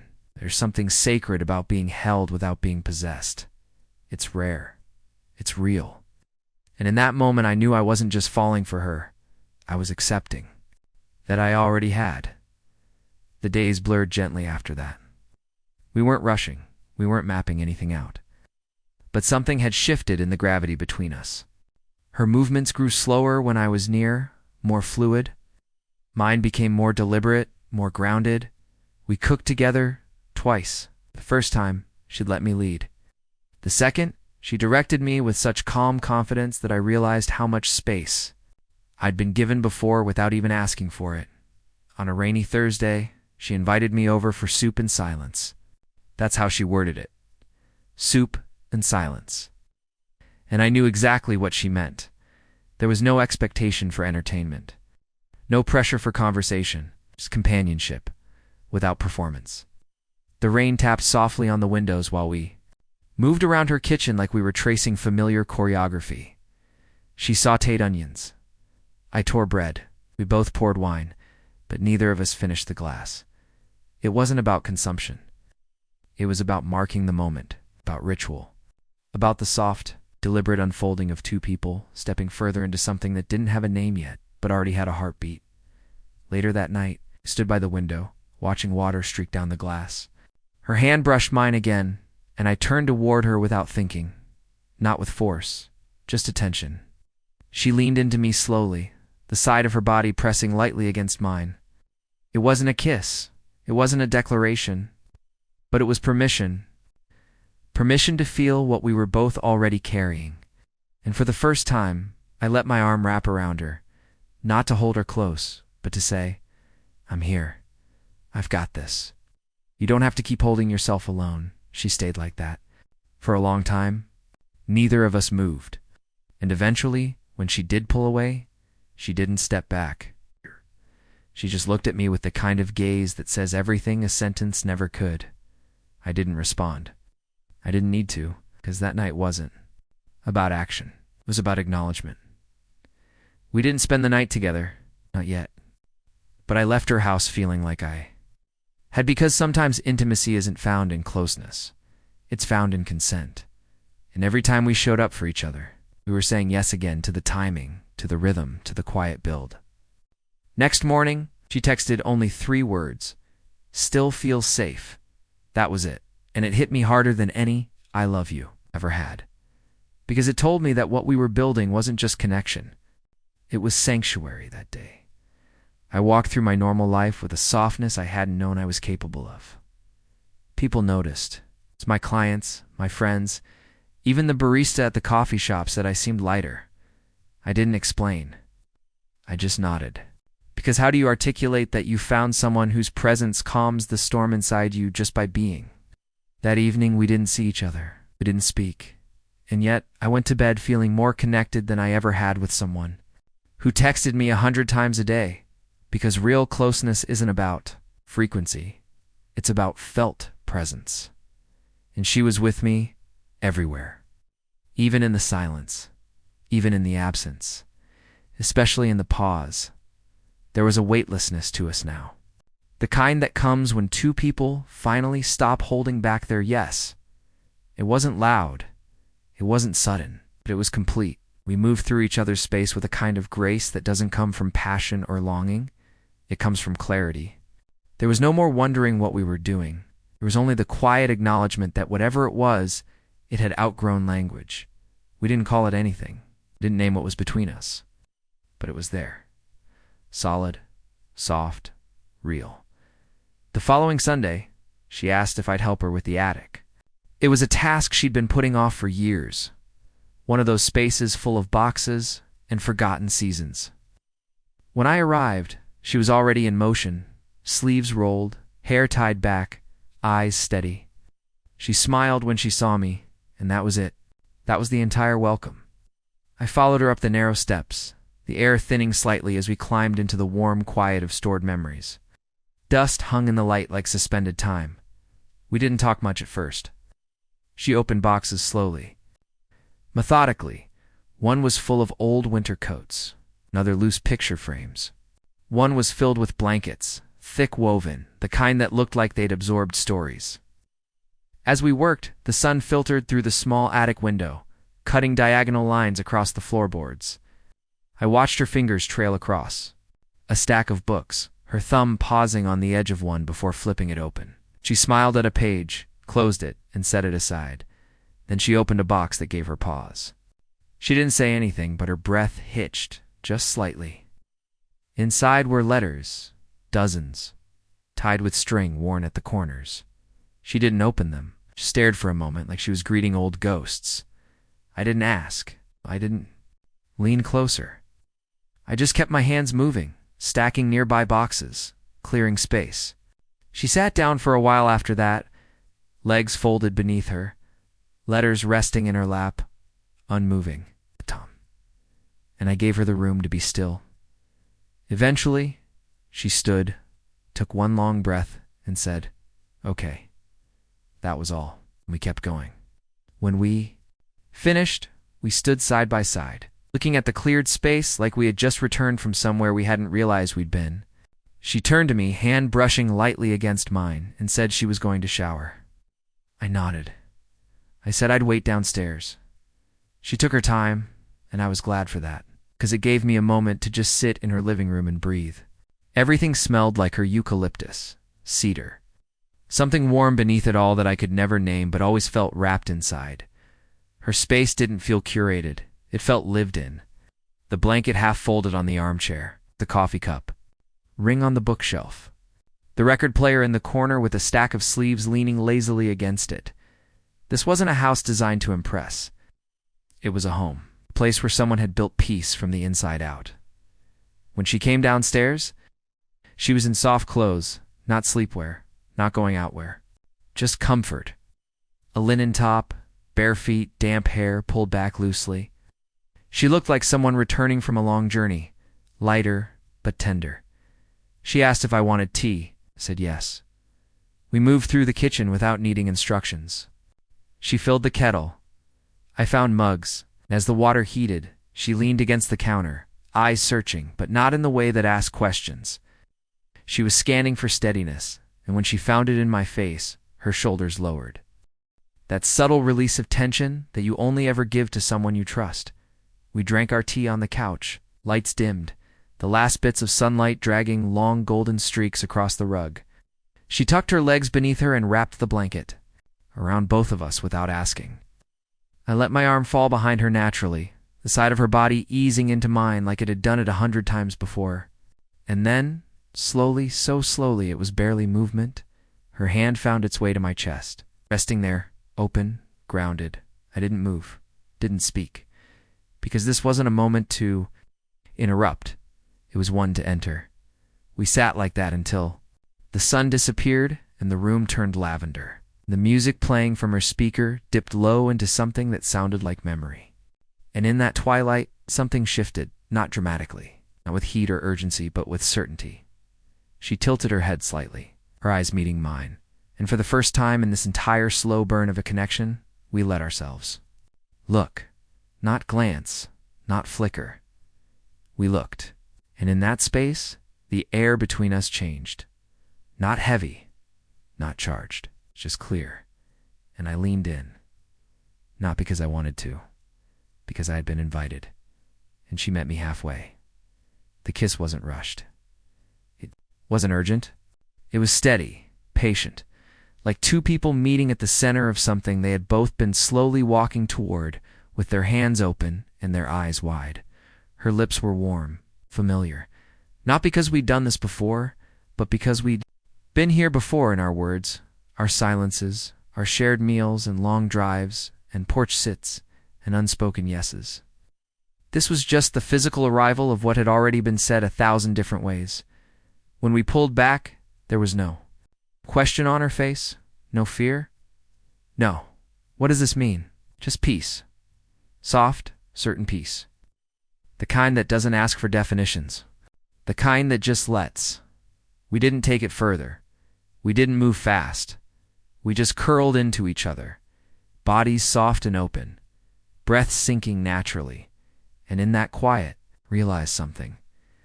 This wasn't a new chapter. It wasn't even a turning point. It was arrival.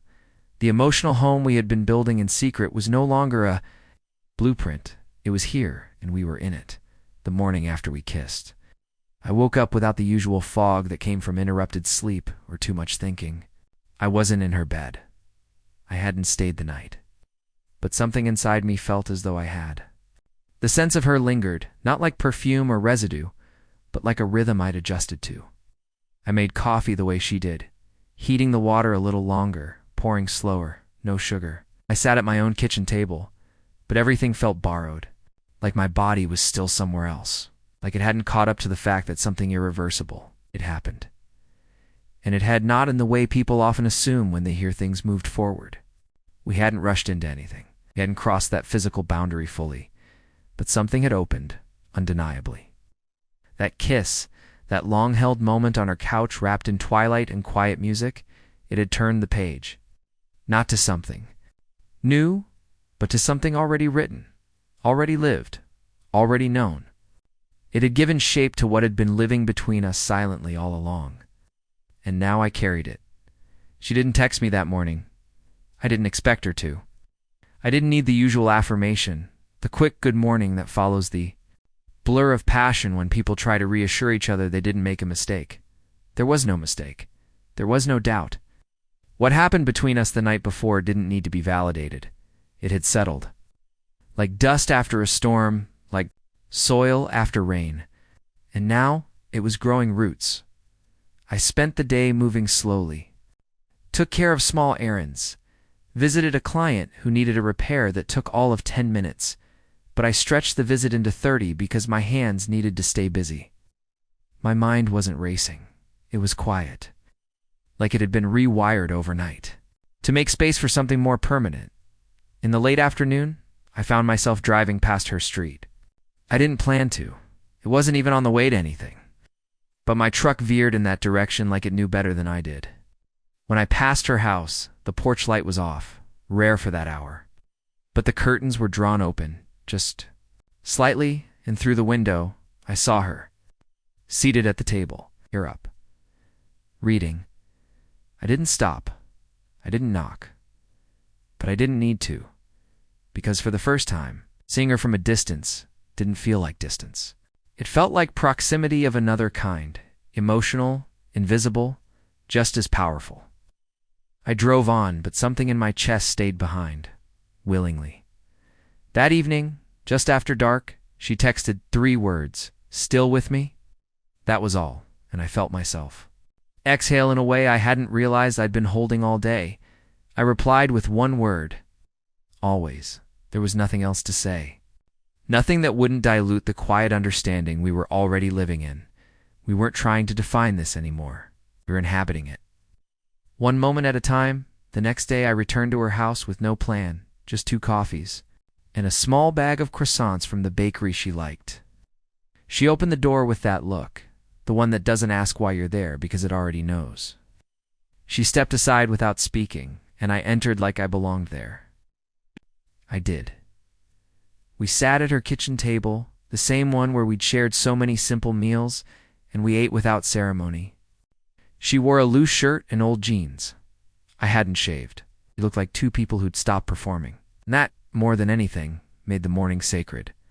After breakfast, we cleaned up side by side. She washed, I dried. And the rhythm of that small task felt like a song we had been humming since the beginning. There was no urgency, no tension, just presence, and underneath it, that constant hum of something bigger. Not attraction, not romance, but belonging. We spent the afternoon in the garden. She planted new rosemary in a clay pot that had cracked slightly at the base, but she refused to throw it out. Still hold soil, she'd said. That was her philosophy. If something could still hold, it was worth keeping. I watched her dig, with her hands scooping earth gently, like she was placing something sacred back into its proper home. I trimmed branches, swept the porch. Every movement was quiet participation in a shared life that neither of us had officially started, but both of us had entered with full hearts. At one point she paused, looked at me across the fence line. I'm not used to this, she said. The slowness, the certainty. And I nodded, because I wasn't either. But I wanted to be. I wanted this, the long afternoons with no goal except togetherness. The conversations that paused for minutes at a time, the comfort of knowing I didn't need to perform to be loved. That's what she gave me. Not just access to her home or her routines, access to her peace. As the sun dipped behind the trees, we sat on the steps again, our shoulders touching, the air cooling with the kind of crispness that hinted at seasons turning. She leaned her head on my shoulder, no longer a question, but a claim. I rested my cheek against her hair, inhaling the scent of lavender and something else I couldn't name but had come to associate with her. We didn't talk. We didn't need to. And in that stillness, I realized something. This wasn't just love. This was compatibility, that deep, wordless knowing that 2 lives can intertwine without friction. That rest can happen in each other's presence. That home isn't a place, it's a person. And I'd found mine. The days after that felt different. Not louder, not faster, just deeper. Like everything we'd been slowly stepping toward had finally formed solid ground beneath our feet. There were no labels exchanged, no dramatic conversations about what this is. And yet everything had subtly shifted into place. We were together, not in title, but in movement. Our lives were no longer running parallel, they were weaving. One morning I woke up and realized I was starting to anticipate her needs before she said them out loud. She began moving through her routines as if I was already a fixture, not a guest. It wasn't forced. It wasn't negotiated. Just ... happened.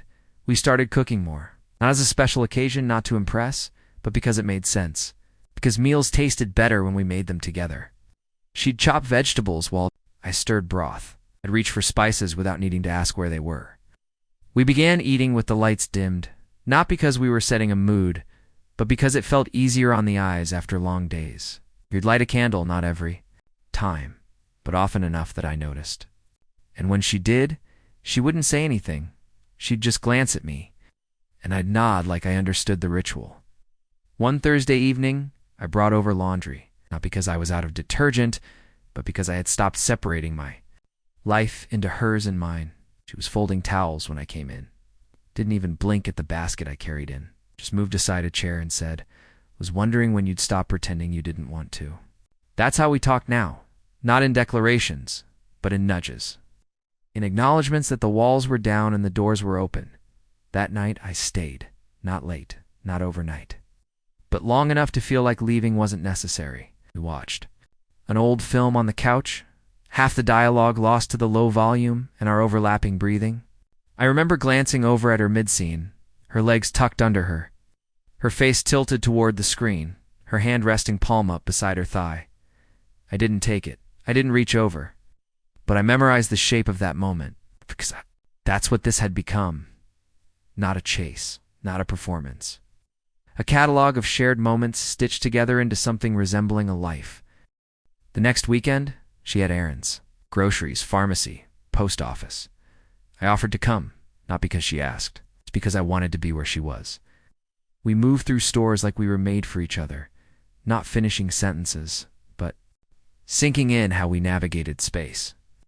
She pointed to a brand of tea I'd never tried and dropped it in the cart without asking.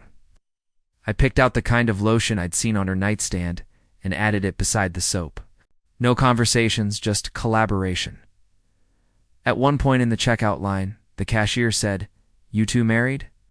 I felt her glance at me, quick and quiet, like she was testing to see how I'd respond. I just smiled and said, "Not yet." Didn't laugh. She didn't correct me. She just touched my elbow lightly as we grabbed the bags. Small contact. But in it, I felt the weight of all the things she wasn't saying. Things like, "Thank you for not being afraid of the future. Thank you for not shrinking." We loaded the groceries in silence. But the air between us buzzed with something unmistakable. Not tension, confirmation. There was no one doing this now. We had passed every silent checkpoint. And now, we were simply living it forward. That night, I cooked for her. She let me take over her kitchen, a move that felt intimate in a way I hadn't expected. Letting someone run your space, even temporarily, is trust. I made a dish from memory, something my mother used to make when I was a boy. Rice roasted chicken, garlic simmered until soft. She sat at the table and watched, not supervising, just existing near me in a way that made the act feel like more than dinner. It was lineage, it was offering. And when we ate, she didn't speak until halfway through. Then she said, "You belong here." And it wasn't a compliment, it was a placement, statement of fact. I didn't thank her. I didn't react. I just nodded once, because anything more would have cheapened it. After we ate, she didn't clean up immediately. That was new. She always cleaned up. But that night, she walked to the couch and curled up, knees tucked close, arms loose. She looked over at me, and there was a softness I hadn't seen before. Not love, not longing, something quieter, something like surrender. I sat next to her, not close enough to make her move, but close enough to let her know I wasn't going anywhere. We didn't kiss. We didn't touch. We just breathed in sync for what must have been an hour. The television playing. Something we weren't watching. The dishes still sitting in the sink like unspoken proof of what we were becoming, and that was the moment I knew. This wasn't about romance. This wasn't about attraction. This was about continuity. The kind of bond that doesn't announce itself with fire, but sustains itself with warmth, repetition, trust. The kind of love that happens when nobody is watching, and both people keep showing up anyway. We had passed into a different territory now. We weren't asking questions anymore. We weren't trying to confirm anything. We were just doing life together, the kind of life that didn't need a ceremony to mean something, because it already did. Because we did, there's a different kind of silence. That comes after you stop asking if someone loves you. It's heavier. It's not in a bad way, but in the way that precious things are heavy, solid, undeniable, and suddenly yours to carry. We had passed through every unspoken checkpoint. We're no longer proving, we were maintaining. That's when the real work begins. Because falling in love is gravity. Staying there is choice, and choice comes with questions. Not doubt, not fear. Just awareness that if this was going to last, we couldn't simply drift in each other's orbit. We had to anchor. The first moment I noticed it was a Tuesday. It's mid-morning. I had been in her home for 3 hours and neither of us had said much. She was working in the corner of the living room, reading through paperwork with her glasses pushed. Low on her nose, and I was fixing the door frame that had started to split near the baseboard. There was nothing wrong, nothing tense. But there was a pause, a shift in the air that made me glance up. She was still. It's not frozen, not upset, just somewhere else. Her eyes weren't scanning the page anymore. They were staring through it. And in that stillness, I recognized something I'd felt before in my own life. The weight of contentment so full it almost felt foreign, like joy so calm it made you question whether it could last. I asked if she wanted tea. She nodded. Wait. When I brought it to her, she didn't take it right away. She just looked at the cup, then at me, then back at the window. And I knew she wasn't pulling away. She was absorbing. Was trying to let this much closeness in without letting it overwhelm her. That's the thing about solitude when you've mastered it for years. Letting someone in can feel like letting go of oxygen. Not because it's bad, but because it changes the atmosphere you've gotten so used to surviving in. Later that day, she touched my arm while I was washing the dishes. Just lightly, just once. Not with affection, with presence. A kind of grounding, like she needed to remind herself I was real. And I understood that, because I was starting to do it too. Brush her shoulder when I passed by. Linger at the doorframe longer than I needed to. Offer small physical reminders that we were here, that this wasn't imagined. We didn't talk about the future directly.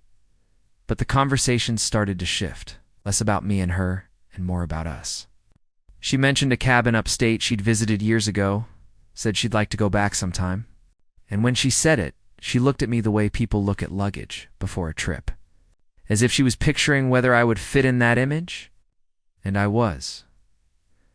I started leaving things at her house. A jacket, a book, my backup phone charger. Not on purpose at first. But over time it felt intentional. The slow accumulation of a second. Life. My presence becoming part of the space, not just passing through it. She started folding my laundry when she did hers. Not because I asked, but because it was there. And she had stopped separating her home from my routine. One night, we cooked without saying a word for over 30 minutes. The only sounds were the chopping of vegetables, the sizzle of oil in the pan, the hum of music in the background. When we finally sat down to eat, she said something that stopped me. She said, "It scares me how normal this feels." I knew exactly what she meant. When something becomes sacred, we expect it to be dramatic, big, defined. But the real magic is in the normal, in the ease. And sometimes ease is the most terrifying thing because it feels like the calm before. A loss. Like something so good it can't possibly last. But I didn't try to convince her otherwise. I just reached across the table and tapped her glass with mine. A quiet toast. 2 now. That weekend, I met one of her friends. Not formally, not at a dinner or an event. We just happened to be at the same farmer's market. She introduced me casually. Didn't label me, didn't explain, just said my name. Right. But the way she looked at me when she said it, it was everything. It was confirmation. Ownership without possession. Pride without performance. Her friend smiled. Said something about how good it was to see her so light. And later she told me that it had been a long time since someone said that about her. We laughed more, not harder, just more often. The kind of laughter that doesn't come from jokes, but from knowing. From inside references. From the intimacy of repetition. I'd say one word and she'd smile before I finished the sentence. She'd glance at me mid-story and I'd already know the punchline. That's the part of love no one talks about, the fluency it creates. The shared language. The invisible dictionary that builds between two people until they're speaking entire. It's paragraphs in half a sentence. But with that fluency comes something else. Responsibility. The awareness that you now have. The ability to hurt each other not. Because you mean to, but because you're close enough that even a silence can feel like absence. One evening, I left her house early, had something to do. Didn't say much when I walked out. Just a kiss on the cheek and a short, "I'll text you later." I didn't. Not until the next day, and she didn't call me out on it. But when I showed up, the next morning with coffee, I could feel it. It's a small shift, the space between us that hadn't been there before. Not wide, not cold, but noticeable. I apologized, not with words, but by being still. Right. By letting her move first. By waiting for the moment when she turned to me, hands wrapped around her mug and said, Just don't disappear. That was it. That was her line, and it was sacred, and I said I won't, because I meant it. Because now that I'd seen what this kind of love could be, not flashy, not chaotic, but grounded, I knew what I had to protect. Not just her heart, but the home we'd built inside each other. There's a point in every real relationship where the surface gives way. The polish wears thin, and you stop trying to offer your best self, not because you don't care, but because what matters more now is truth. The unfiltered, unguarded version of yourself. That's where we had arrived, past the performance, past the possibility, and now squarely in the territory of being known, which is far scarier than being loved. Because being loved means someone sees you at your best and says yes, but being known means they've seen the whole thing. Cracks. The corners, the days you barely show up for yourself, and still they stay. That week, I noticed something in her energy shift. She wasn't pulling away. She wasn't testing me. She was letting down. Oh. Slowly, as if every day she was removing one more layer of self-protection she hadn't even realized she was wearing. And it came through in the smallest of ways. She stopped doing her hair every morning, not in neglect, but in comfort. She stopped putting away the books she usually tidied off the couch when I arrived. She let the music play without adjusting the volume. It was like she stopped trying to curate the experience of herself, and I felt honored by that. I matched her. It's not on purpose, but naturally. I stopped shaving so often. I started wearing my oldest sweatshirt around her, the one with the frayed sleeves and faded logo from a job I had 10 years ago. She called it my real self uniform, said it was how she knew I was relaxed. We didn't call it letting go. We called it letting in. But also, it's when the ghosts show up. She had her moment on a Thursday, I remember, because it rained that morning, steady and quiet, and the light through her kitchen window was soft and gray. She was making toast. I was feeding the cat she'd taken in from the neighbor last month, and out of nowhere she froze, butter knife midair, eyes staring just past the counter like something had come in through the walls. I didn't speak. I just waited. She blinked a few times, set the knife down gently, and walked to the sink. Stood there for what felt like 10 minutes. And I didn't say a word. When she finally turned around, her face was calm, but her energy was brittle. She said she needed a minute. I nodded. She went upstairs. No theatrics, no storm, just quiet removal. Like she had entered a room inside herself that required solitude. I stayed downstairs, cleaned up, let the air settle. She came down an hour later, hair pulled back, eyes clearer. Sat beside me on the couch, our knees brushing, and after a while, she said something I'll never forget. I've spent so long holding it together, forgot what it feels like to let someone witness me while I unravel. I didn't respond, because anything I could say would have been less valuable than silence. So I reached over and held her hand, not tight, not as a rescue, but as a witness, because that's what she needed. Someone to see her in the middle. Not at the start, not at the end, but in the uncertain middle, not move an inch. From that moment, things deepened. Not because we tried harder, because we tried softer. We became gentler in the way we moved around each other, not fragile. Just mindful. She started sharing more without preamble. Told me things about her past that didn't have a clean ending, relationships that had shaped her but also worn her down. Dreams she'd shelved not because they weren't good enough, but because no one had ever made space for them. I'll make it. I didn't offer solutions. It's just my presence. And then I did the same. Told her about the father I still hadn't forgiven, about the job I quit not because I wanted to, but because I was too afraid to compete. I told her about the mornings I still woke up wondering if I was building a life or just surviving another version of the old one, and she didn't flinch. She didn't try to fix it. She just leaned in, rested her head against my arm, and said, "Nothing, but that silence healed something in me I didn't know was still broken that weekend." We stayed in all weekend, not for romance, not for novelty, just because it felt like the right thing to do. We cooked simple meals, read books, took a nap in the middle of the afternoon. It felt like time folded in on itself, like we had stepped out of the world for a while and made one of our own, one where nothing needed to be explained. On Sunday night, she brought out a photo album. Old one, faded. Not the curated kind, show company the real kind. Messy handwriting.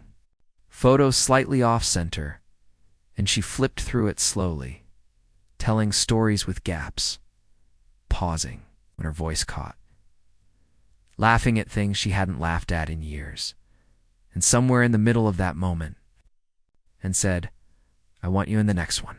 Not future tense like hope, present tense like direction, and all he could do was nod, because yes to that life, yes to the next chapter, yes to the mess, the quiet, the stretch marks on the story, because the truth was, she had seen me now, and I had seen her, and we were both still here, still showing up, still saying yes. When something becomes steady, people begin to notice. At first, they don't say it out loud. They just raise their eyebrows a little longer. When your name comes up, they linger on certain questions. They don't ask if you're happy. They already know. They just want to know how deep it goes. That was starting to happen with us. Friends on both sides were beginning to feel it. Not because we made a big announcement, but because there was a gravity around us now. Something rooted, something quiet and strong.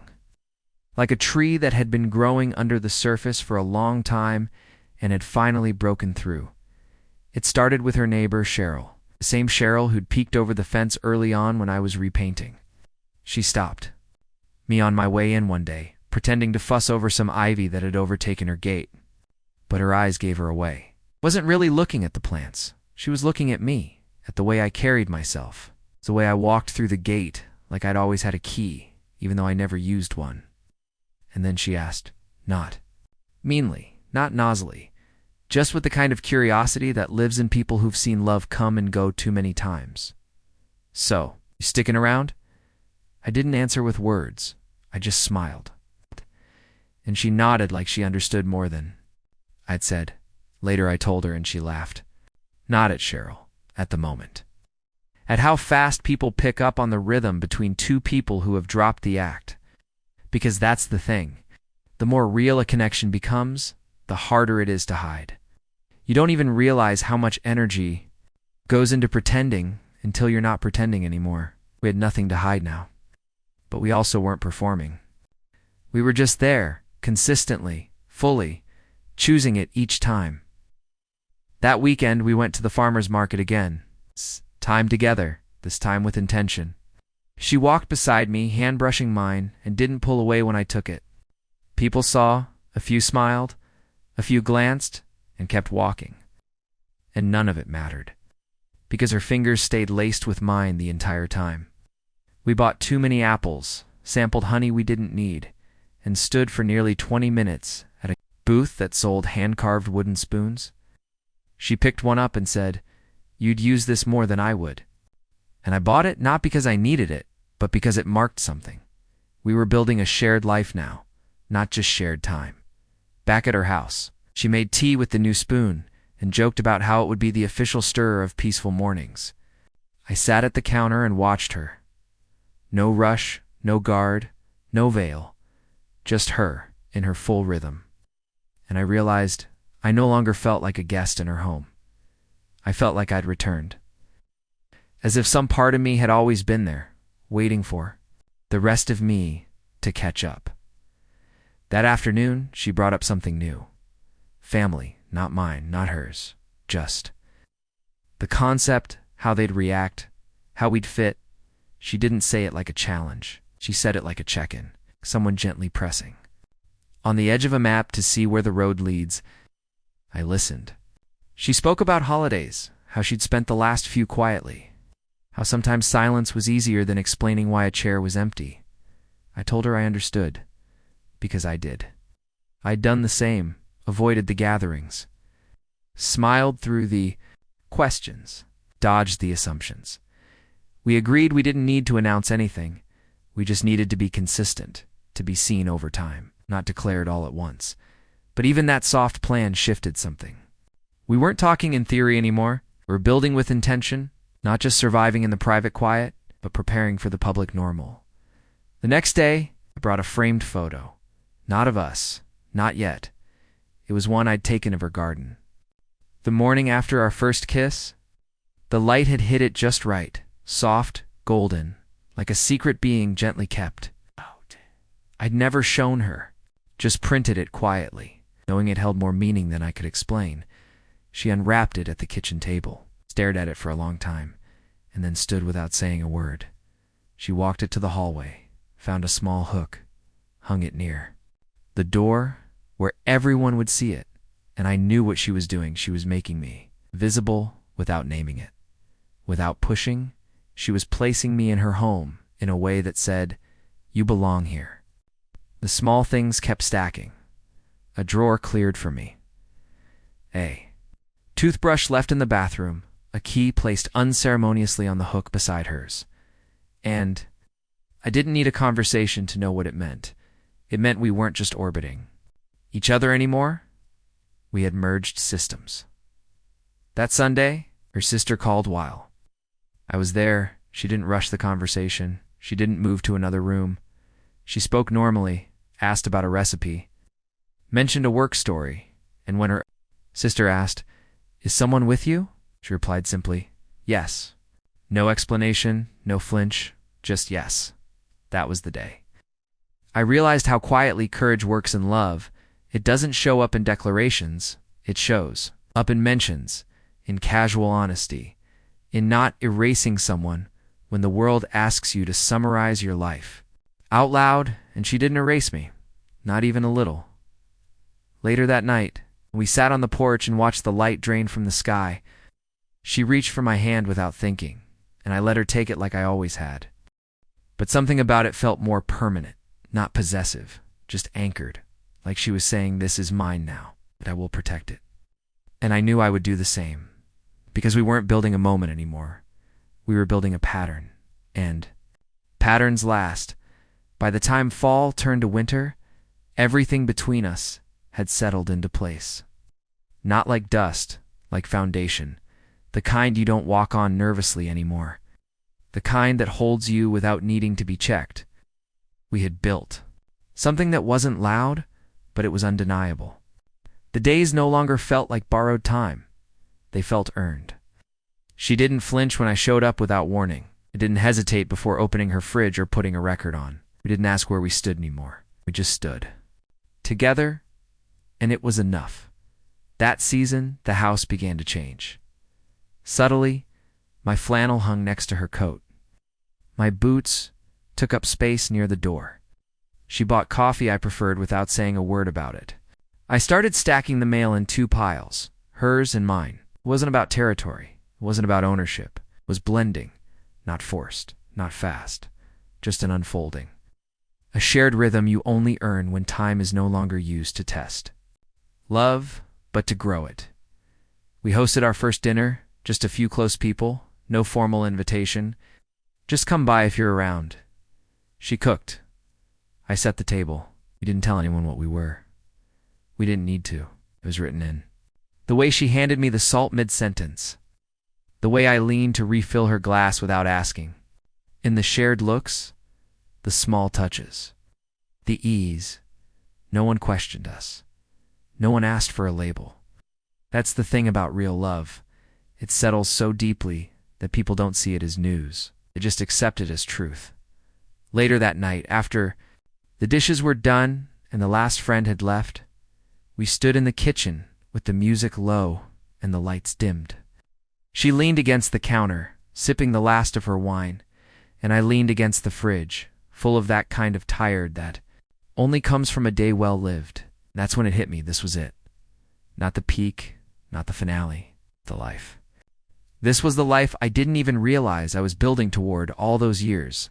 I kept starting over. She caught me staring and smiled a small, knowing smile. The kind people share when they've passed through fire and come out softer, not scorched. She didn't say anything. Neither did I. We didn't need to.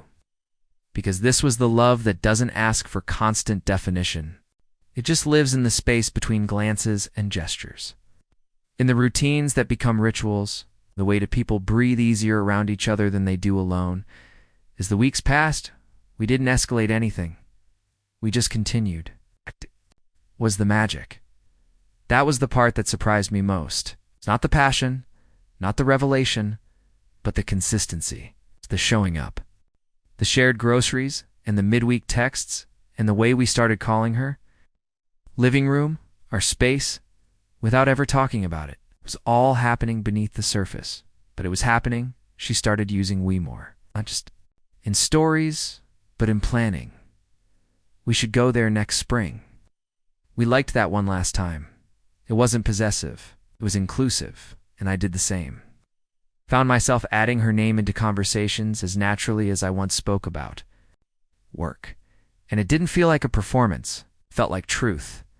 And here's the thing. None of it was fast. None of it was perfect. We still had quiet days. We still bumped up against old fears. But we didn't run. We didn't shrink.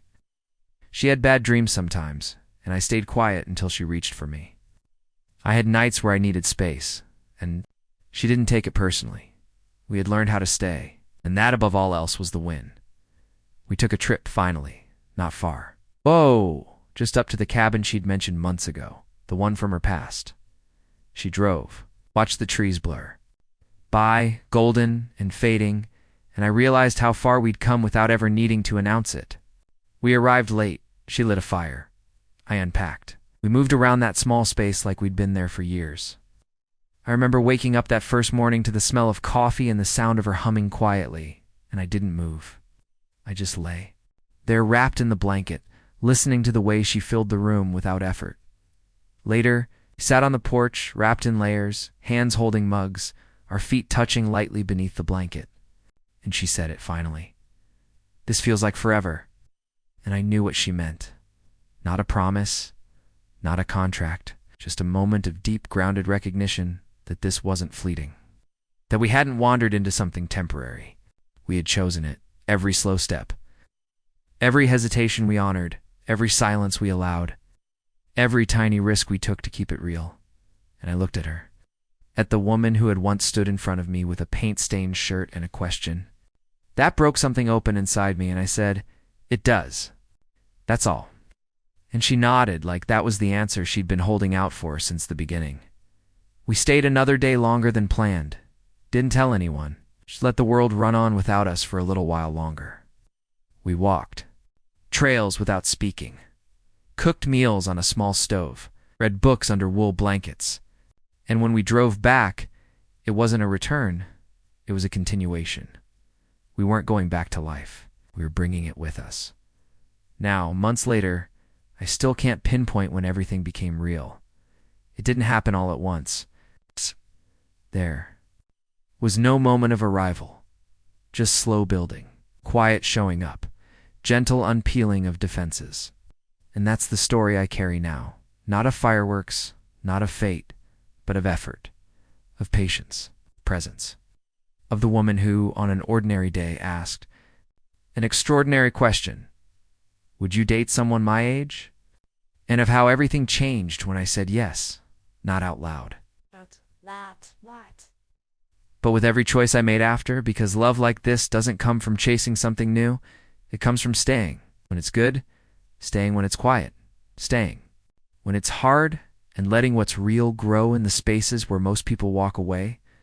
This wasn't a story about passion. It was a story about persistence, about how two people, both with their own pasts, their own losses, their own fears, chose to stop running and start staying together. Up next, you've got two more standout stories right on your screen. If this one hit the mark, you won't want to pass these up. Just click and check them out. Get to subscribe. And turn on the notification bell so you don't miss any upload from us.